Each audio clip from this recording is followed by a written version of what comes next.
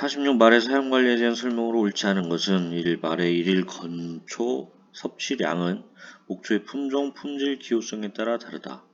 이 망아지 따로 먹이기의 근본적인 목적은 망아지의 소화기관을 발달시키기 위함이다. 3. 냉동 초유에는 면역 글로불린이 없어 갓 태어난 망아지의 초유 대용으로는 적절하지 않다.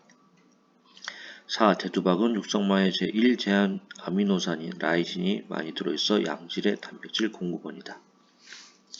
요거는 좀 어렵게 막 여러가지 좀 친숙하지 않은 문장들을 많이 써놨는데요. 그래도 답은 좀 기존에 잘 나오는 친숙한 문장을 좀 비틀어서 문제를 낸 거 아닌가 이렇게 생각이 됩니다. 답은 3번이고요. 초유를 꼭 먹어야 되잖아요. 그래서 그런 부분에 대해서 초유가 중요하다 이런 인식 정도만 갖고 있었어도 뭐 3번이 틀렸다 이렇게 풀 수 있지 않았을까 생각이 됩니다. 갓 태어난 망아지가 자신의 어미로부터 초유를 공급받지 못할 경우 비슷한 환경에 있는 다른 어미에게서 채취한 신선 초유나 냉동 초유를 활용을 할 수 있습니다. 물론 뭐 신선한 것보다는 냉동 초유가 떨어지긴 하겠지만 그래도 없는 것보다는 훨씬 낫지 않냐 이렇게 좀 이렇게 이해하시면 좋을 것 같아요. 그래서 가급적이면 같은 환경에 있는 초유를 공급해야 그 환경의 미생물에 대한 면역체가 성립이 되기 때문에 어쨌든 냉동 초유를 또 활용할 수도 있고 가급적이면 같은 환경에 있는 다른 다른 어미 말의 초유를 이렇게 섭취하는 게 좋다 이렇게 이해하시면 되겠고요. 1번, 2번, 4번은 맞는 표현이고요. 특히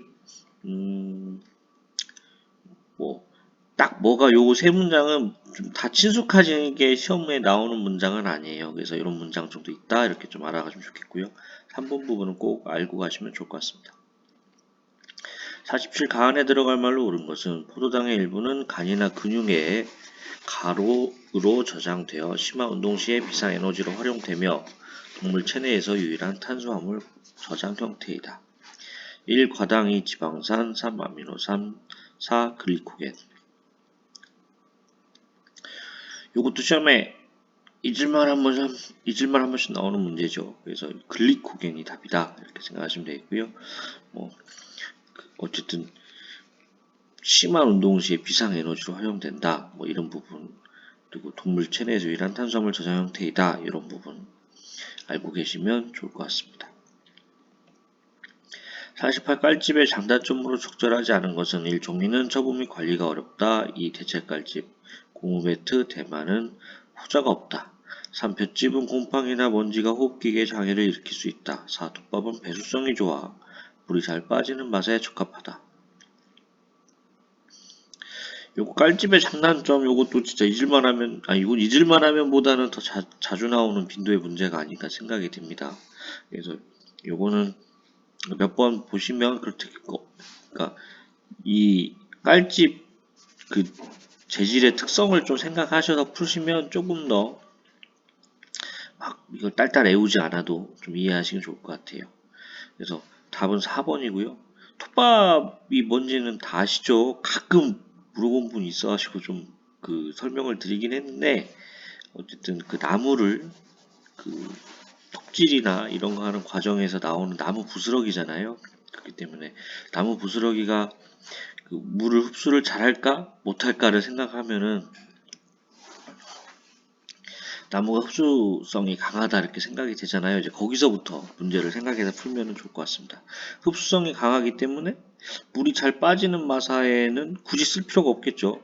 흡수성이 강하면은 물이 잘 안 빠지는 마사에서 물을 빨아들였다가 그걸 교체하는 걸로 해서 마사를 관리하면 되니까 이런 식으로 생각을 하시면 어렵지 않게 4번을 푸실 수 있지 않을까 생각이 됩니다.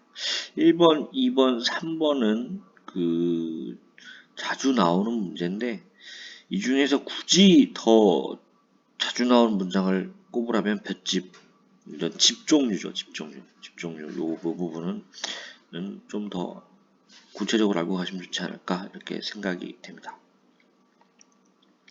49 괄호 안에 들어갈 말로 옳은 것은 가에너지란 호흡을 통해 흡입된 산소를 이용해 생산된 에너지를 말한다. 나 에너지란 급박한 상황에서 가 에너지만으로는 더 빠른 속도를 낼 수 없을 때 긴급하게 추가로 생산되는 에너지를 말한다. 1. 가 유산소계 나 젖산계 2. 가 유산소계 나 수소계 3. 가 부산소계 나 유산소계 4. 가 젖산계 나 크레이틴계. 이것도 은근히 나오는 문제죠. 근데 문장에 답이 있습니다. 산소를 이용해 생산된 에너지, 산소를 이용한다. 그러니까 있을 유자에 산소할 때 산소겠죠. 그래서 유산소계냐 무산소계냐 젖산계냐 할 때 산소를 이용하니까 유산소계 이렇게 해서 가를 푸시면 되고요.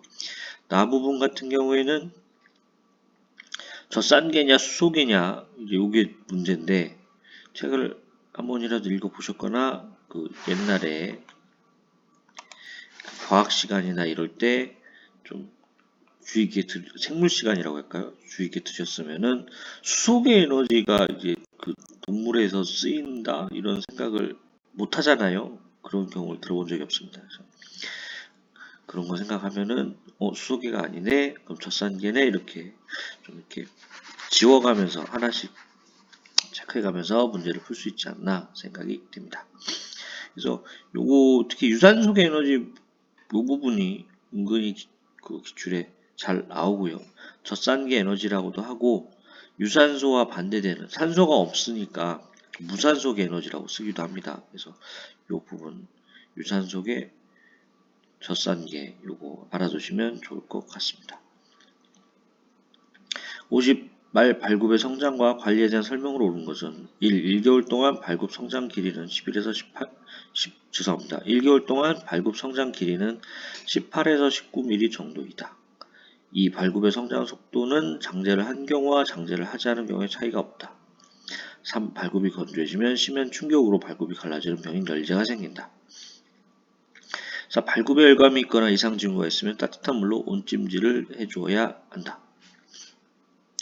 요거는 저는 생소한 문장이 몇 가지가 있었어요. 분명히 물론 책에는 있는 건데 그런 시험에 기존에 나오던 문장이 아니어서 생소한 문장이 있었는데 솔직히 1번, 2번이 이제 생소했죠. 이게 애매하다 이런 느낌이었는데 그냥 3번이 딱 답으로 친숙한 문장인 3번이 답으로 나와서 3번 찍어서 맞은 이런 케이스다 이런 문제였다 저한테는 생각해 주면 될 것 같습니다.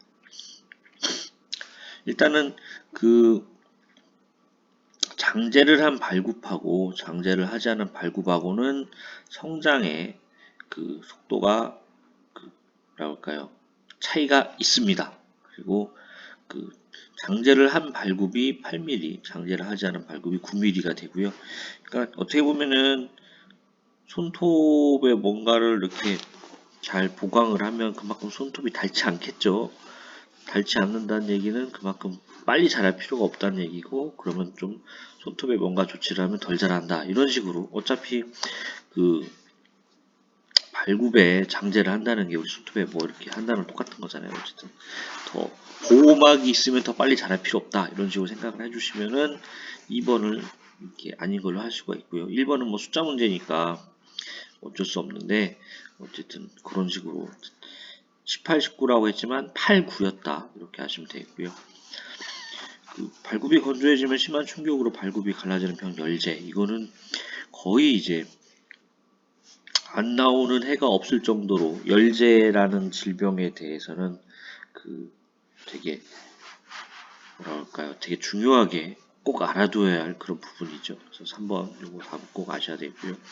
4번 같은 경우에는 열감이 있거나 이상 징후가 있으면 냉수를 하죠. 우리 보통 승마 저처럼 일반적으로 그냥 승마장 가서 타고 기승만 하고 내리시는 일반 회원분들은 요거 헷갈리실 수 있을 것 같아요. 근데 이제 승마 끝나고 말을 이렇게 그 장구 대체하고 말 한번 닦아주고 요런 거 해보신 분들은 뜨거운 물 안 되는데 요거를 바로 아실 수가 있을 겁니다. 물론 이제 그 승마 관련 뭐 고등학교나 대학교 아니면 따로 교육을 받으시는 분들도 쉽게 알 수 있는 부분이긴 한데, 이건 어쨌든 말을 씻겨보지 않으신 분들은 좀 이렇게 어려우실 수도 있다, 이렇게 좀 생각이 되네요. 그래서 열감이 있으면